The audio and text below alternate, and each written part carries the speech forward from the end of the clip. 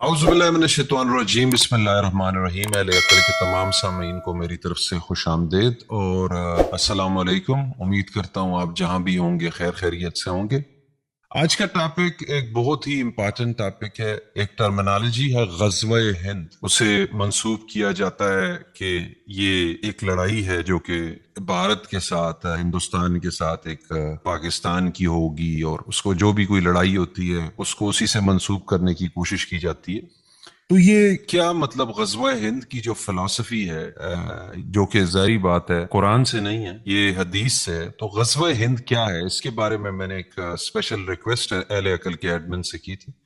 तो उनसे बात करते हैं कि कुरान की और हदीस की नज़र में ग़ज़वा हिंद क्या है। अस्सलाम वालेकुम सर। वालेकुम अस्सलाम। जी सर, तो ग़ज़वा हिंद के बारे में आप हमें बताइए कि क्या ये वाकई एक ऐसी लड़ाई है को मुसलमानों की खुदा न खास्ता जो है वो किसी गैर मुस्लिम से लड़ाई है, या क्या क्या है हिसाब किताब है? हिंद क्या है, ग़ज़वा हिंद क्या है, इसकी क्या हकीकत है?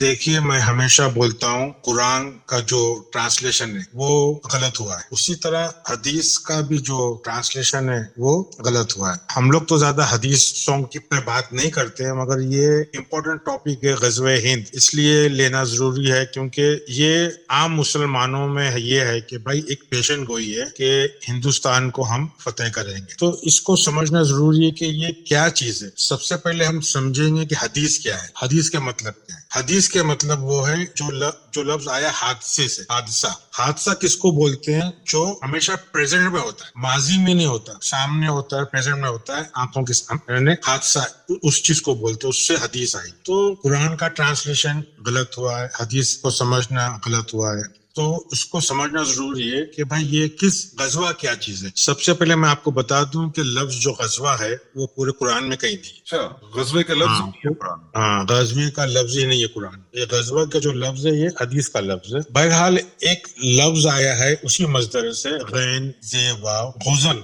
गुज़न लफ्ज है 3 का 156 के अंदर, मगर ग़ज़वा लफ्ज नहीं है। ग़ज़वा जो जंग बोलते हैं, ग़ज़वा वो जंग जो है उसमें खुद मोहम्मद शामिल होते हैं। ग़ज़वा वो जंग है जिसमें खुद मोहम्मद शामिल होते हैं, मोहम्मद रसूलुल्लाह खुद शामिल होते हैं। ग़ज़वा जो हमेशा जो होता है ग़ज़वा वो मदीना से होता है। उसकी खास बात क्या है? मदीने से होता है। मदीना के क्या मतलब है? जहाँ दीन हो। मदीना हमारे अंदर है, कोई सऊदी अरब वाला मदीना नहीं। ग़ज़वा वही कर सकता है, ग़ज़वा उसी को करना हक है जो अपने दीन को संभालना चाहता हो। आप कोई भी हो, इंसान कोई भी हो, जो अपने दीन को, मतलब दीन के मतलब एक जिंदगी, एक ऐसी जिंदगी जो हमेशा देती है, कंट्रीब्यूट करती है, एक ऐसी जिंदगी जो हमेशा देती है, लेने की तवक्को नहीं रखती, देने की तवक्को रखती है, उसको दीन बोला जाता है, जैसा उर्दू में देना। तो मदीना एक ऐसी हालत है हमारी ज़हन की कि हमको देना आसान हो जाता है। इल्म को बांटना,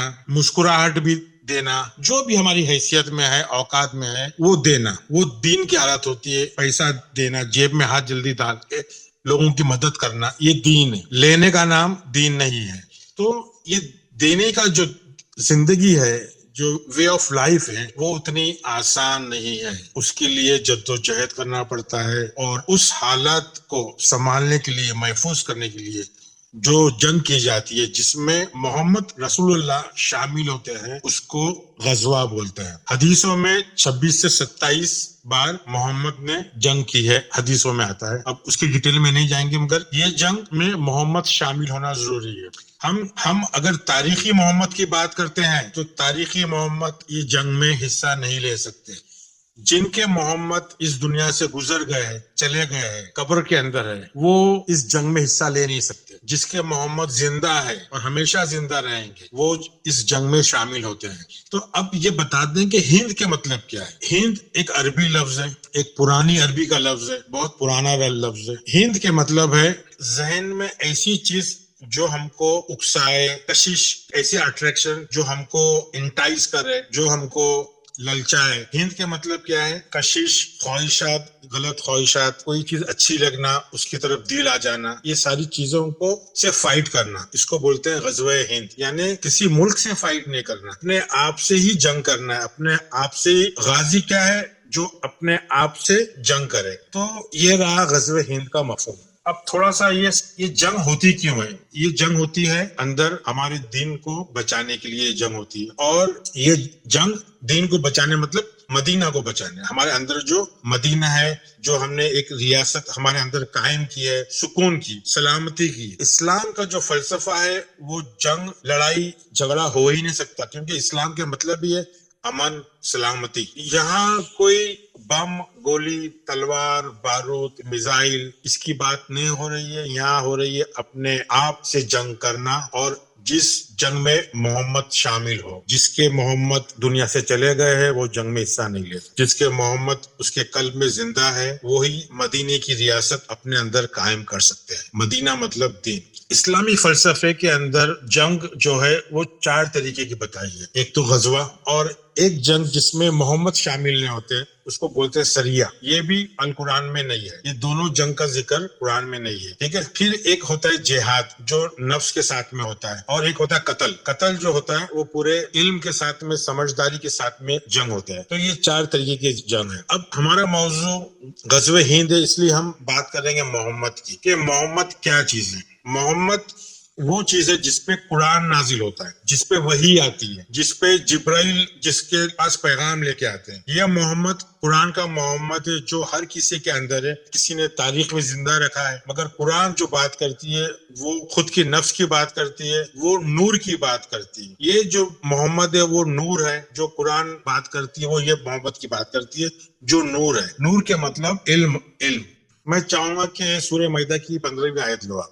يا أيها الكتاب قد جاءكم رسولنا يبين لكم كثيرا مما كنتم تخفون من الكتاب ويعفو عن كثير قد جاءكم من اللہ نور و کتاب مبین۔ روایتی ترجمہ، اے اہل کتاب تمہارے پاس ہمارے بریکٹ میں یہ پیغمبر آ گئے ہیں جو کتاب بریکٹ میں یعنی تورات اور انجیل کی بہت سی ان باتوں کو کھول کھول کر بیان کرتے ہیں جو تم چھپایا کرتے ہو، اور بہت سی باتوں سے درگزر کر جاتے ہیں۔ تمہارے پاس اللہ کی طرف سے ایک روشنی آئی ہے اور ایک ایسی کتاب جو حق کو واضح کر دینے والی ہے۔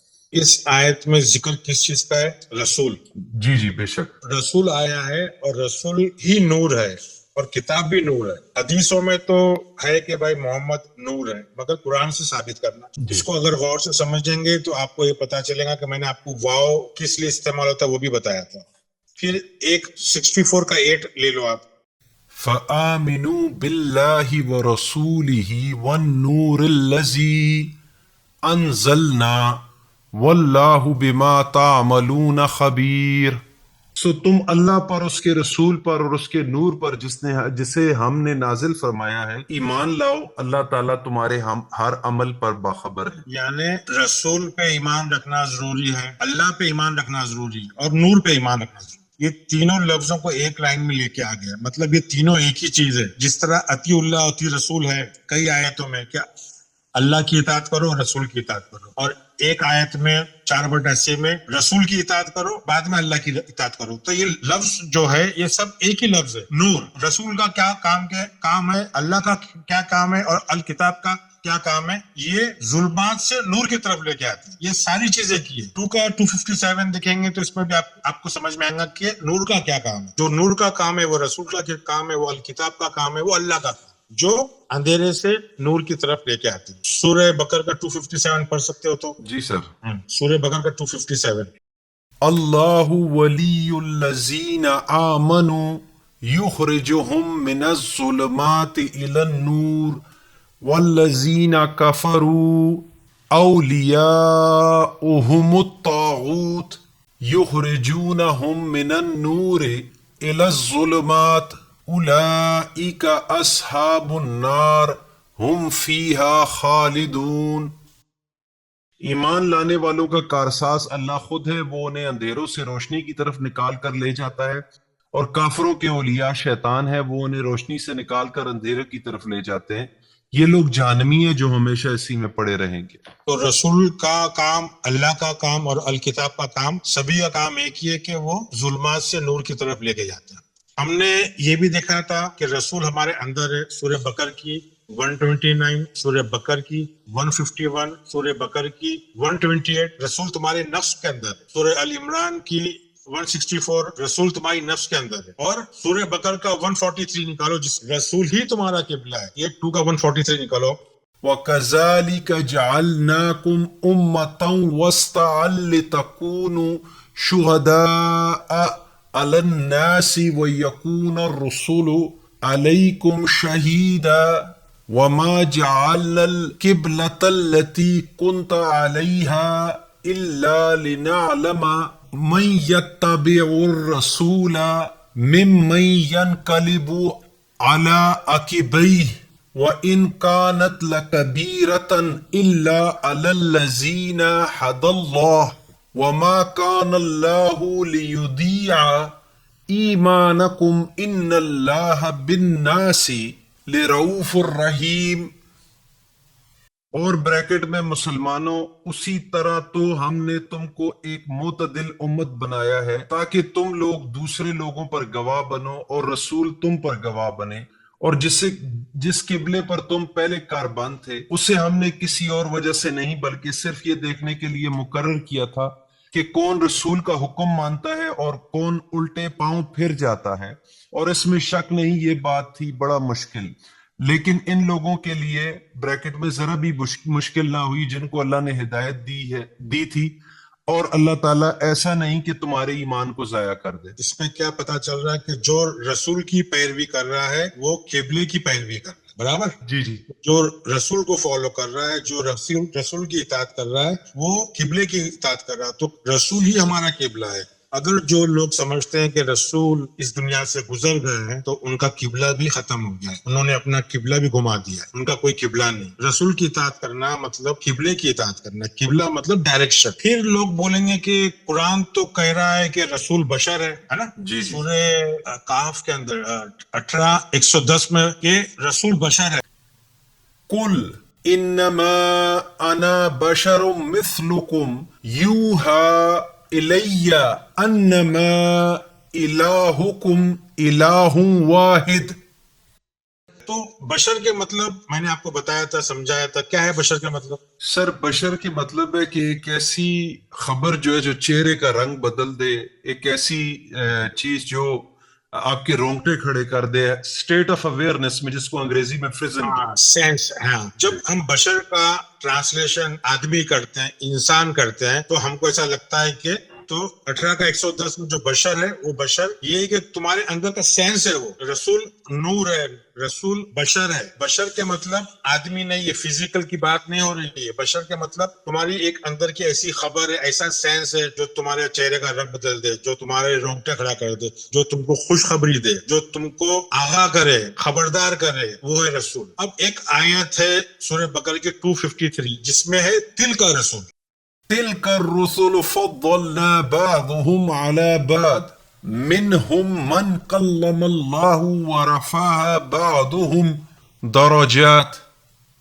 اب تل کا کب استعمال ہوتا ہے پتہ ہے آپ کو؟ جب کوئی چیز مؤنث ہو، فیمینائن. عربک کارپس میں ڈال دینا اور اس میں سلائڈ. تل کا کیا مطلب؟ فیمینائن. تو جو رسول کو جو شخصیت سمجھتے ہیں، جو رسول کو ایک آدمی سمجھتے ہیں، تو وہ تل کا رسول کس طرح سمجھائیں گے؟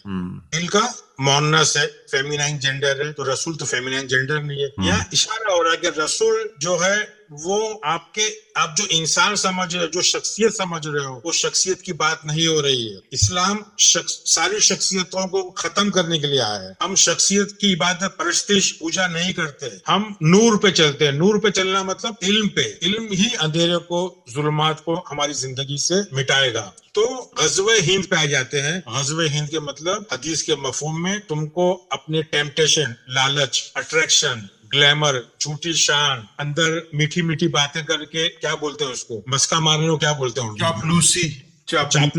یہ ساری چیزوں کے اندر ہم کو اس سے جنگ کرنا ہے. اس میں کوئی ہندوستان پہ جنگ کرنے کی بات نہیں ہو رہی ہے. ہند جو عربی لفظ ہے لڑکیوں میں رکھا جاتا تھا، یہ بہت پرانا لفظ ہے. آج کل اتنا پرانا لفظ ہے جب ہندوستان کا نام ہندوستان نہیں آیا تھا. ہندوستان کا نام ہند تو بعد میں عربوں نے، ہند اور پرشین لوگوں نے رکھا. یہ بہت پرانا لفظ ہے ہند. سر ہند اب بھی جو ہے نا وہ لڑکیوں کا نام ہوتا ہے ہند. ہاں، آج بھی ہوتا ہے ہند. लड़कियों का नाम, ये अट्रैक्शन के लिए मतलब है इसके बुनियादी, कि किसी कशिश, अट्रैक्शन। हिंद, शहवात भी कह सकते हैं हिंद को। हिंद को शहवात नहीं कह सकते, शहवात थोड़ा नेगेटिव में आ जाता है। अच्छा, हिंद मतलब क्या है कि जो ललचाए, जो ख्यालात ललचाए हमको, उससे जंग करना है, और उससे जंग करने के लिए मोहम्मद का होना जरूरी है। हमने मोहम्मद भी बताया कि मोहम्मद भी अंदर है, और मोहम्मद जो है वो खातिमुन नबीयीन है, उसको भी समझना जरूरी है कि हमारे अंदर जो नबी है उसको वो मोहर लगाता है, उनकी खबरों को मोहर लगाता है। उसके लिए 2 का 101, 3 का 81 और 33 का 40 को समझना जरूरी है। ये हमारे अंदर की जो एक हमारा जो जमीर की जो आवाज है वो निकलती है, जो नबियों के अंदर से आवाज निकलती है, उसको तस्दीक करके उसके ऊपर खातिम, मतलब खातिम जो है वो इसमें फाइल है, एक्टिव पार्टिसिपल है, वो उसको खुद उसको मोहर लगाता है ताकि हम उसको हमारी जिंदगी में लागू करें, इम्प्लीमेंट करें। तो ये सारी चीजें आयतें जरूरी है। और रसूल जो है उसकी जबान हमेशा मादरी जबान होती है, 14/4। रसूल हमेशा उसकी कौम की जबान है, मतलब उर्दू, बलूची, हिंदी, फ्रेंच, मलेशियन, जो भी जबान है उसको, मतलब जो अंदर जो अंदर तुम्हारी जो बात करते हो वही तुम्हारा बशर बात करता है। वो एक निशानी है, वो एक आयत से बात करता है, रसूल निशानियों से बात करता है जिसको तुम समझ सकते हो। तो मेरा ख्याल है छोटी सी चीज मैंने काफी समझा दिया। जी सर, इससे यही साबित होता है कि जो ग़ज़वा हिंद है वो हमारे अंदर की जो खुशामदें हैं, जो चापलूसियां हैं, हमारी जो अट्रैक्शंस हैं, जो चीज़ हमें अट्रैक्ट करती है, उसके साथ जो है वो हमारे अंदर की लड़ाई है, ठीक है, हमारे मोहम्मद की अंदर के मोहम्मद की मौजूदगी में। यही मुझे समझ आई है। और मैं ख़वातीन और हज़रात से गुजारिश करूंगा कि आप भी, मतलब ये है कि ब्लाइंडली ग़ज़वा, आप इतना बड़ा लफ्ज़ खुद भी जानते हैं कि एक ऐसी लड़ाई जिसमें हज़रत मोहम्मद सल्लल्लाहु अलैहि वसल्लम खुद मौजूद हो, तो यहाँ पे तो जो ग़ज़वा हिंद की बात कर रहे हैं कि एक ग़ज़वा होगा, उसमें उनकी मौजूदगी किधर है। और इस चैनल को लाइक करें, सब्सक्राइब करें, शेयर करें। शेयर एटलीस्ट आप इससे कर सकते हैं ताकि हक की आवाज़ जो है वो दूर दूर तक पहुंच सके। और तब तक के लिए, नेक्स्ट प्रोग्राम तक के लिए, जो हमारा नेक्स्ट लेक्चर होगा वो है हज के बारे में, तो स्टे ट्यून। अल्लाह हाफिज।